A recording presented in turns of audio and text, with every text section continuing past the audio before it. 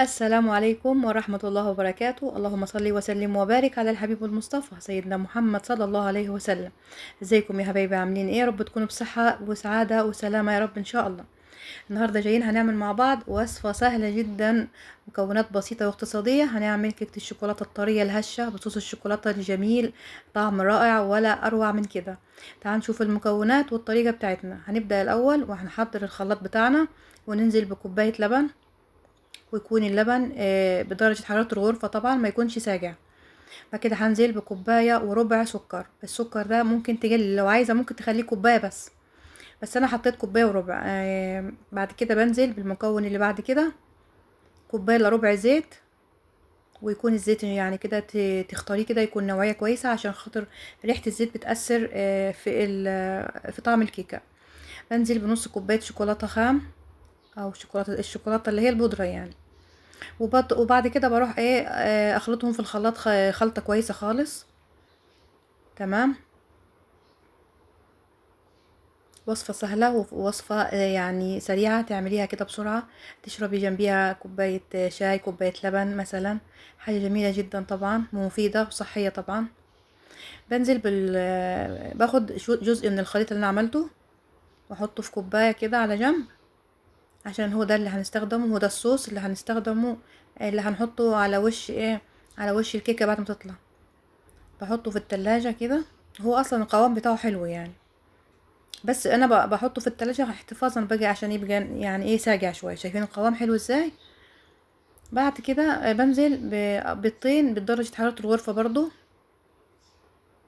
تمام. وطبعا بيض يعني هنحط فانيليا، نص معلقة فانيليا كده. تمام، يعني بمعدل كيسين فانيليا. لو عايزة تحسبيها بالكيس يبقى كيسين فانيليا، لكل بيضة كيس فانيليا. تمام. وبديهم بعد كده اخلط كويس، اخلط الخليط ده كويس خالص طبعا في الخلاط. ما عندكيش خلاط عادي، ممكن تستخدمي المضرب اليدوي او المضرب البيض عادي يعني. بخلطهم كويس خالص في الخلاط. وبعد كده الخليط السائل معانا كده خلاص يعني. باجي بعد كده الجزء التاني اللي هو الدقيق بتاعنا والبيكنج باودر، هنحطه دلوقتي. هنتعرف على كل حاجه دلوقتي، استني معايا وشوفي الفيديو. هاخد الخليط وهنزل بيه كله في البولة بتاعتي. تمام. اتبعي الخطوات زي ما انا عاملاها كده حبيبه قلبي، هيطلع معاكي كيكه الشوكولاته منتهى الروعه. حاجه كده ما شاء الله. هتشوفي في اخر الفيديو القوام بتاعها والشكل والطعم كمان. انا لما دقت حاجه على طول، انا معتمداها لاولادي، بعملها على طول بصراحه. حاجه يعني طعمها جميل، يعني حاجه رائعه بصراحه، يعني طعمها جميل. باخد كوبايه دقيق. انا النهارده الوصفه بتاعتي بعملها بكوبايه دقيق بس. تمام. بس كده.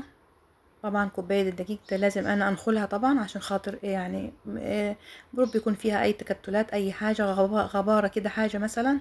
برضو لازم نديها التكاية دي برضو لازم نديها يعني ننخلها كويس. طبعا وانا بنخل الدقيق احط معاه بالمرة البيكنج باودر. انا حطيت معلقتين ونص بيكنج باودر. تمام، معلقتين ونص، ما يعادل 3/4 كيس البيكنج باودر او الكيك شيف يعني، 3/4، لان انا عامله بكوبايه دقيق. تمام. وبنزل بيهم بعد كده بنخلهم. يبقى كده انا حطيت المكونات السائله، نزلت بيها في البوله مع بعض، وبعد كده ضفت عليهم الدقيق، كوبايه دقيق ومعلقتين ونص بيكنج باودر. واديت لهم نخله كده يعني بنخلهم عشان خاطر يبقى الكيكه بتاعتي كده هشه وحلوه، ما يبقاش فيها تكتلات. تمام. وبنزل بذره ملح، ذره ملح لا تذكر يعني، بص حاجه كده يعني بطرف ايدك كده تحطيها كده متكتريش يعني. هو عشان بيعمل تعادل في الطعم بس يعني الملح، لكن ما تكتريش الملح يعني، حاجه كده بسيطه جدا ذره كده. وتنزلي بعد كده تعمليهم تخلطيهم كويس خالص بالمضرب السلك، ويكون في اتجاه واحد طبعا.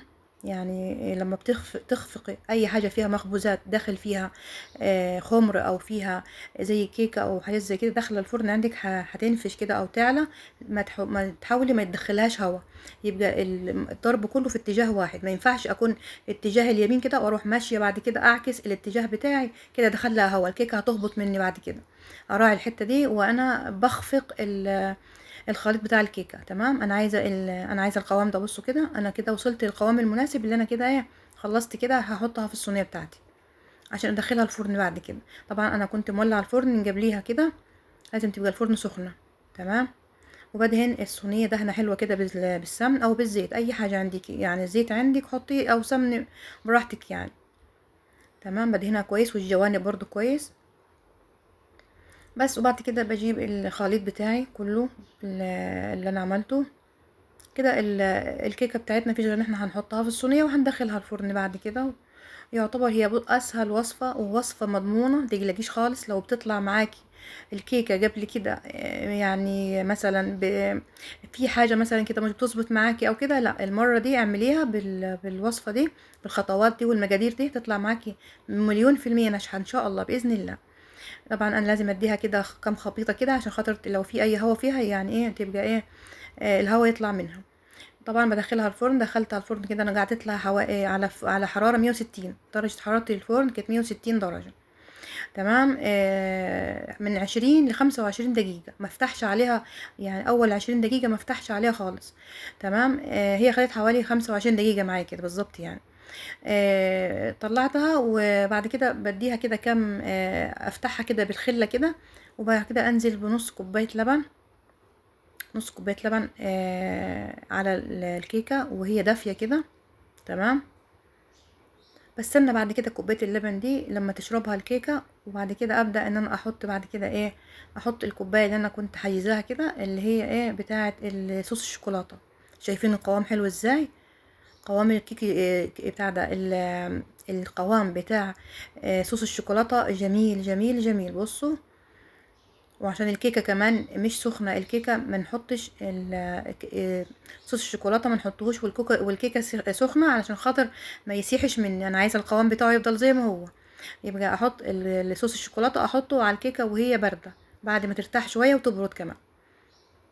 بس واوزع بعد كده واستنى عليه كده شويه وبعد كده ابدا اقطع الكيكه بتاعتي. اي قطعه انت عاوزاها، عايزه مثلا مربعات اعملي، عايزه مثلثات اعملي القطع اللي انت تحبيها يعني. بس بعد كده الكيكه بتاعتنا كده يعني حاجه ما شاء الله بالهنا والشفا. جربيها بجد وادعيلي بعد كده. طريقه ناجحه ومضمونه 100%، هتنجح معاكي من اول مره. لو انتي قبل كده عملتيها ومش ظابطه معاكي، لا المره دي اعمليها بالطريقه بتاعتي كده والمقادير السهله دي والوصفه الجميله دي اللي هي سهله جدا كوصفه وكطريقه وكمقادير كمان. يعني حاجه ما شاء الله هتنجح معاكي باذن الله. شوفوا كده الكيكه طالعه معانا ازاي، قلبها ازاي طري وحلوه من جوه، شايفه؟ وهشه حلوه كده ازاي. انا حاجه كده يعني كده تفاريح كده بس يعني ايه. انا بحب من هواة يعني من عاشقين الكريم شانتيه بصراحه. فانا حطيت على الوش بتاعها كريم شانتيه كده. وما اقول لكمش على الطعم طبعا يا ولاد. طبعا حاجه ما شاء الله، انا من عشاق كيكه الشوكولاته. ما شاء الله كده، ربنا يحسن ما بين ايدينا جميعا ان شاء الله. اعملوها وادعوا لي، والسلام عليكم ورحمه الله وبركاته.